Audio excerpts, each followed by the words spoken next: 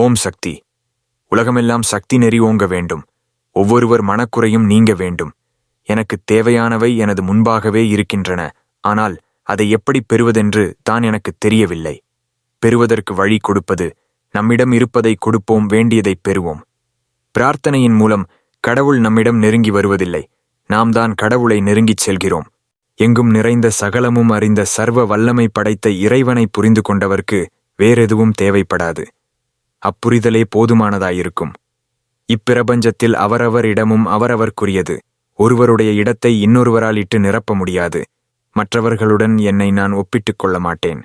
ஒரு மரம் வீடானது, ஒரு மரம் படக்கானது, ஒரு மரம் விறகானது. இறைவா, உமக்கு தெரியும் யாரை எங்கே வைப்பது, யாருக்கு எதை கொடுப்பது என்று. அறிந்து கொள்ள முற்படுகிறவனும் அறியாதவனும்தான் பேசிக் கொண்டிருக்கிறார்கள். ஞானிகள் பேசுவதில்லை. தரையில் நின்று பார்க்கிறவனுக்கு மரத்தை விட புல் சிறிதாய் தெரியும். அவன் மலை மீதிருந்து பார்க்கும்போது மரத்துக்கும் புல்லுக்கும் வித்தியாசமில்லை. ஒரே பச்சை படலாமாய்த் தெரியும். உலகப்பற்றுடையவனின் பார்வைக்குத்தான் அரசன், ஆண்டி, தந்தை, மகன் என்கிற அந்தஸ்து பேதங்கள். ஆனால் தெய்வ தரிசனம் பெற்றபின் எல்லாம் ஒரே தோற்றம். ஓம் சக்தி.